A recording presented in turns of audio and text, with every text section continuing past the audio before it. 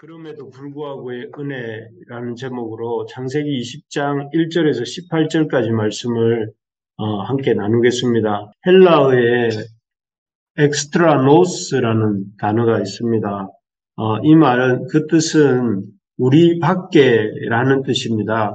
이 말은 흔히 신학자들이 우리의 구원에 대해서 설명할 때 쓰는 말입니다. 즉 우리가 하나님께 구원받는 근거가 우리에게 있는 것이 아니라 우리 밖에 있다 하는 것이죠. 우리가 참 구원을 받는 것이 우리의 자격이나 공로에 있지 않고 하나님의 무조건적인 하나님의 그 은혜와 신실하심에 있다 하는 것을 뜻하는 단어입니다. 정말 그렇습니다. 우리가 하나님께 받은 구원은 우리의 어떤 자격이나 공로로 말미암은 것이 아닙니다. 우리의 구원은 전적으로 우리 밖에, 즉 하나님의 조건 없는 사랑과 은혜로 말미암은 것이죠. 그래서 우리에게 베푸시는 하나님의 사랑에 대해서 사랑을 가리킬 때도 남녀 간의 사랑을 가리키는 에로스라는 단어나 또 친구 간의 사랑을 가리키는 필로에라는 단어나 가족 간의 사랑을 나타내는 스톨게라는 그런 사랑의 단어를 쓰지 않습니다. 이런 사랑의 단어들은 다 조건이 있기 때문이죠. 남녀 간의 사랑이라는 것도 서로 사랑할 만해서 사랑하고 또 그런 사랑할 만한 조건이 있는 것이고 친구 간의 사랑도 친구가 될 만하니까 친구가 될 만한 조건이 있으니까 사랑하는 것이고 또 피가 섞인 가족들 간에 사용하는 스톨게라는 단어는 가족이라는 조건이 있기 때문에 이렇게 사랑하는 때 그런 단어들을 사랑의 단어를 쓰지요. 그런데 하나님의 우리를 향한 사랑을 표현할 때는 이런 자격과 상관없는 자격이나 조건과 상관없는 무조건적인 사랑을 가리키는 아가페라는 단어를 쓰는 것도 그 사랑의 근거가 우리 속에 있거나 우리의 자격에 있는 것이 아니라 하나님의 우리 밖에, 즉 하나님의 사랑, 은혜와 그 신실하심에 기초한 무조건적인 사랑이다 하는 것을 보여줄 때에 이 아가페라는 단어를 쓰는 것입니다. 그래서 이런 것들을 통해서 우리의 구원이 우리 안에 어떤 조건이나 자격에 있는 것이 아니라 우리의 구원과 우리의 하나님께로부터 사랑받음이 우리 밖에 그런 하나님의 무조건적인 사랑과 그 신실하심에 기초하고 있다 하는 것을 이렇게 보여주는 것입니다. 이런 우리 밖으로부터 오는 이 무조건적인 하나님의 사랑과 또 하나님의 구원이 오늘 본문에 나오는 아브라함의 이야기에서 잘 나타나고 있습니다. 오늘 본문에는 이 그랄이라고 하는 지역에 내려간 아브라함 이야기가 나옵니다. 그런데 여기서 아브라함은 창세기 12장에 이어서 또 그랄 왕 아비멜렉이라고 하는 자에게 자기 아내 사라를 누이라고 속이는 이야기가 나옵니다. 그래서 이 아내를 누이라고 속였다가 이번에도 아내를 아비멜렉에게 잃게 되는 그런 이야기죠. 하나님을 믿은 지 이 시점이 한 거의 30년, 35년 정도가 지난 시점이고 또 이전에 한번 아내를 누이라고 속였다가 애굽 왕 바로에게 빼앗길 뻔했던 힘든 경험을 했다는 것을 알면서도 이런 과거로부터 전혀 배우지도 못하고 또 이렇게 30년이나 지난 시간, 신앙생활을 한 지 30년이나 지난 신앙생활에도 전혀 영적인 어떤 진보를 이루지 못한 것처럼 보이는 그렇게 아내를 누이라 속이고 또 이렇게 그랄 왕 아비멜렉에게 또 뺏기는 이런 모습, 너무나 더디게 성장하는 것 같고 또 과거를 통해 조금 더 배우지 못하는 것 같은 아브라함의 모습을 볼 때 우리가 답답한 모습이 보입니다. 사실 우리도 아브라함처럼 이 더디 배우고 더디 성장하는 이런 우리의 모습이 있지 않습니까? 그래서 참 이렇게 시간이 지나고 저도 이렇게 신앙생활 30여 년 이상 했는데 시간이 지나고 또 나이가 들어도 신앙 연륜이 쌓여도 참 사람이 더디게 배우고 더디게 성장한다 하는 것을 느끼게 됩니다. 그런데 이렇게 더디게 배우고 더디게 성장하는 아브라함을 보시면서 하나님께서는 아주 아브라함을 크게 혼내시거나 또 이렇게 내버리지 않으십니다. 오히려 아브라함의 연약함과 부족함에도 불구하고 무조건적으로 그에게 은혜를 베풀어 주십니다. 그래서 오늘 본문에 보면 아브라함을 향한 하나님의 무조건적인 은혜, 또 그럼에도 불구하고의 은혜, 이런 하나님의 그 무조건적이고 그럼에도 불구하고의 은혜와 사랑이 잘 나타나고 있습니다. 구체적으로 이 아브라함에게 베풀어 주시는 더디게 배우고 성장하는 아브라함에게 베풀어 주시는 하나님의 어떤 그럼에도 불구하고의 은혜가 무엇인가 오늘 하는 것을 잠깐 살펴보면요. 첫째는 이런 아브라함의 실수에도 불구하고 그 아브라함을 인생에 개입하고 구원하여 주시는 은혜입니다. 앞에서도 말했지만 지금 아브라함은 부르심을 받은 지 벌써 35년쯤이 지난 시점입니다. 30년 이상이 지난 시점입니다. 이제는 신앙의 초보가 아니라 성숙한 신앙인의 모습을 가져야 할 나이였습니다. 하지만 아브라함의 행위는 이 처음 부르심을 받았을 때 창세기 12장의 그 모습이나 별로 다르지 않습니다. 사람을 두려워하고 또 아내 사례를 루이라고 속이고 또 그래서 아내를 다른 사람의 이 신부감으로 이렇게 주게 되는 그런 자기 살자고 해서 아내를 계속 이 험지로 내모는 참으로 한심하고 못난 모습입니다. 하지만 하나님께서는 이렇게 한심하고 못난 아브라함의 모습에도 불구하고 아브라함의 이런 더디게 바뀌고 성장하는 모습을 보시면서도 아브라함을 내치지 않으십니다. 오히려 어떻게 하시는가 하면 그 아비멜렉의 꿈에 여기 3절에 보면 그 밤에 아비멜렉의 꿈에 현몽하셨다 나타나셨다고 되어 있습니다. 아주 즉각적으로 이 아브라함의 사건에 개입하고 계시는 모습이죠. 아비멜렉의 꿈에 나타나셔서 아비멜렉에게 그 사례를 아브라함에게 돌려보내라. 사례는 아브라함의 아내이고 그 아내인 사례를 범하거나 또는 이렇게 취하는 것에 대해서 경고하시면서 만약에 돌려보내지 않으면 아비멜렉의 집에 큰 재앙을 내리겠다 하시면서 이렇게 말씀하십니다. 그러자 아비멜렉은 깜짝 놀라면서 아브라함에게 사례를 다시 돌려보냅니다.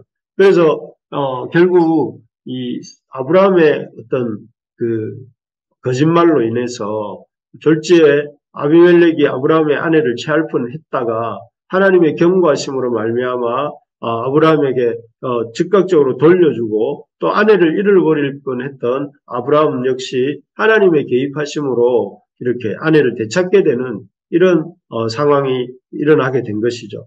정말 그렇습니다. 하나님은 아브라함이 자신이 스스로 실수하고 또 위기를 자초했죠. 그럴 때에 아브라함을 이렇게 책망하시고 또 아브라함에 대해서 이 어떤 하나님 조처를 취하신 것이 아니라 오히려 하나님께서는 그 사건에 개입하셔서 아비멜렉을 경고하시고 또 아비멜렉에게 이렇게 이 사례를 돌려보내게 하심으로 이 아브라함이 자초한 위기를 해결할 수 있도록 도와주시는 모습을 여기서 볼 수가 있습니다.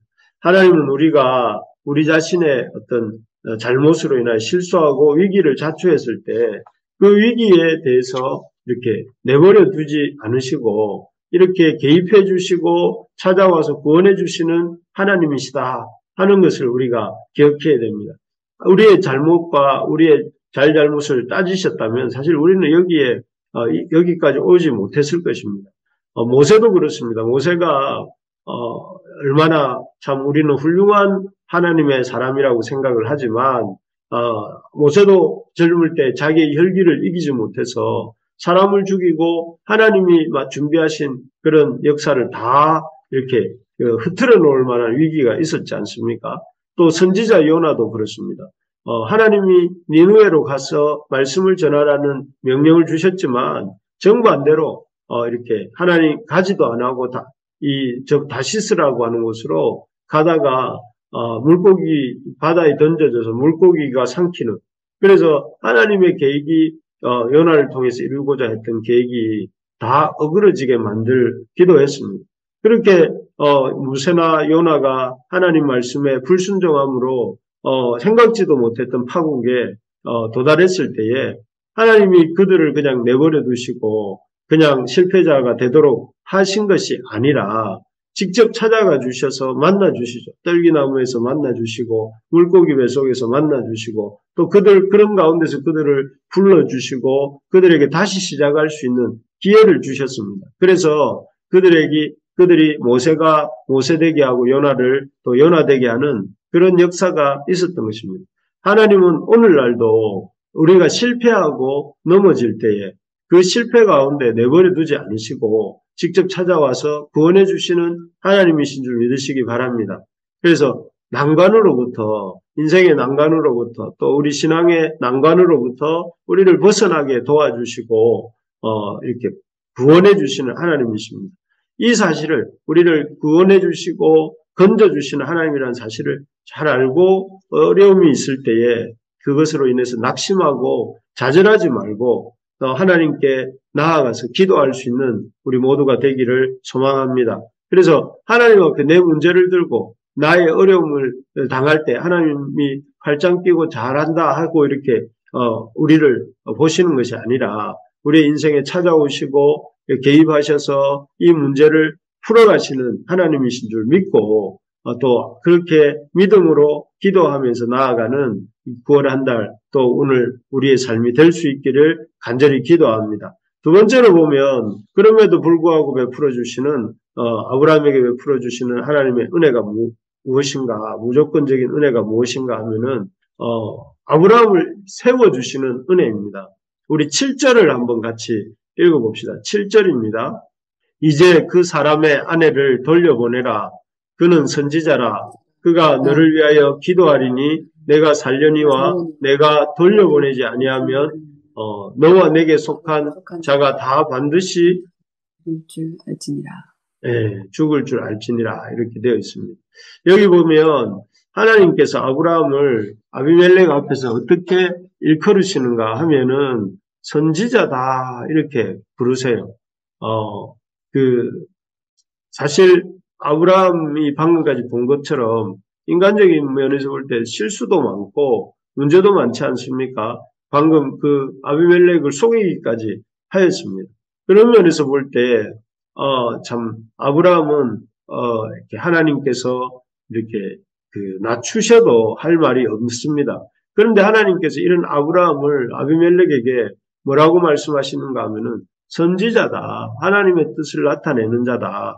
하나님의 말씀을 전하는 자다라고 하시면서 그가 기도하면 하나님이 들으시고 그가 기도할 때에 삶의 그 아비멜렉의 그 집안이 지금 아브라함의 철을 데려온 일로 인하여서 하나님께서 이 아비멜렉의 가문의 모든 여인들의 태를 닫으셨는데 그 태를 닫으신 그 일을 아브라함이 기도하면 해결을 하게 해주시고 아브라함의 기도할 때에만 그 문제가 풀리는 그런 대단한 능력을 가진 자가 선지자 같은 존재가 선지자가 바로 아브라함이다 이렇게 말씀해 주시는 것입니다. 그래서 아브라함을 굉장히 이렇게 연약하고 실수하고 있는 이 아브라함을 선지자로서 하나님이 이 세상에 복을 주는 그 통로로서 하나님이 세우신 자로서 이렇게 존귀한 자로서 여겨주시고 또 이렇게 말씀해주고 계시는 모습을 볼 수가 있습니다. 그럴 때 참 그러면서 이 아비멜렉에게 아브라함의 면을 세워주고 계시는 이런 모습을 보는데 참으로 하나님께서는 우리가 연약함과 부족함으로 인해서 넘어졌을지라도 우리를 이렇게 세워주시고 또 높여주시는 그런 하나님이십니다. 그래서 참 우리가 그런 참 부끄러운 상태에 있는 것이 아니라 하나님 앞에서 살 수 있도록 이렇게 이끌어 가시는 분입니다. 다윗이 바세바를 범했을 때 그래서 그 바세바를 취하기 위해서 우리아를 죽게 만드는 아주 큰 잘못을 행했을 때 어떻게 하나님이 그에게 행했습니까? 그의 왕위를 빼앗았습니까? 그가 왕의 자리에서 끌어내셨습니까? 아니면 그의 후손들이 왕의 후손들로 왕의 가문이 되지 못하도록 그의 후손들을 다 멸하셨습니까? 그러지 않으셨지 않습니까? 오히려 다윗의 그 회개하는 기도를 들으시고 그를 그 죄악의 수렁에서 건져내어 주시고 또 그를 높이시고 또 그를 이렇게 세우시고 높여 주셨습니다. 하나님은 우리 인생의 연약함과 부족함에도 불구하고 우리를 그 실수로부터 건져내시고 또 우리의 면을 세워주시고 또 우리를 높여주시는 그런 하나님이십니다. 그래서 지금도 이 하나님께서 우리를 붙잡고 계시면서 우리에게 우리의 난관, 우리가 자초한 난관이 있을지라도 그 난관 속에서도 우리를 이렇게 쳐내지 않으시고 우리를 세워주시고 우리를 높여주시는 그런 하나님이신 것을 우리가 붙잡고 앞에서도 말씀드린 것처럼 이 주님을 신뢰하면서 나를 구원해 주시고 나를 세워 주시는 그 은혜의 주님을 기억하고 우리가 그분께 나아가서 기도하는 우리 모두가 되기를 소망합니다. 끝으로 이렇게 하나님이 아브라함에게 풀어주시는 무조건적인 그럼에도 불구하고 은혜는 첫째는 그 아브라함을 하나님께서 찾아가시고 또 구원해 주시는 은혜였고 둘째는 세워주시는 은혜였다면 이 세 번째로는 이 구원의 약속을 이어가시는 은혜를 베풀어 주신다 하는 것입니다. 만약에 아브라함의 어떤 사건, 아브라함이 아비멜렉의 아내를 누이라 속였던 이 사건으로 아비멜렉이 아브라함의 아내 사례를 아내로 취했다면 어떤 일이 일어났을까요? 이 사건으로 인해서 이 아브라함에게 주셨던 아브라함과 사례를 통해서 많은 후손을 주시겠다 하시고 또 그 후손들 가운데서 그리스도, 여자의 후손인 메시아를 보내주시겠다 했던 그 약속은 어떻게 되겠습니까? 이루어질 수가 없겠죠. 하나님의 그 복을 주시겠다는, 자손의 복을 주시겠다는 약속, 또 메시아를 보내주시겠다는 그 약속은 허사가 되고 아무런 열매를 맺지 못했을 것입니다. 그래서 이 땅에 하나님의 그 예수 그리스도를 통한 아브라함의 자손 예수 그리스도를 통한 하나님의 나라가 이렇게 이루어지지 못했을 것입니다. 그러나 하나님께서는 그렇게 내버려 두지 않으시고 하나님께서 개입하셔서 이 구원의 약속, 아브라함의 후손을 번성케 하시고 그 후손 가운데 메시아를 보내주시겠다 했던 그 약속이 중단되지 않고 이어져 갈 수 있도록 하고 계시는 것입니다. 그래서 하나님은 이렇게 이 아브라함의 연약함과 부족함에도 불구하고 그런 모든 연약함과 그럼에도 불구하고 이런 하나님께서는 아브라함을 이렇게 구원해 주시고 또 세워 주시고 또 아브라함에게 약속하셨던 구원의 약속을 이어가시는 것입니다. 이 하나님이 오늘 우리의 삶 속에도 역사하고 계시고 또 일하고 계시다는 사실을 믿음으로 오늘 아침에 기도할 때에 우리가 간절하게 부르짖어야 되겠습니다. 하나님이 우리의 참 인생의 난관 가운데도 개입하시고 찾아오시고 만나주시고 세워주시고 우리를 또 이렇게 이어가시는 하나님의 놀라운 구원의 하나님이다 하는 사실이 그 사실을 나의 사실로 나를 위한 주님의 말씀으로 받아들이고 아멘 하면서 우리 기도하는 이 시간 되기를 소망합니다.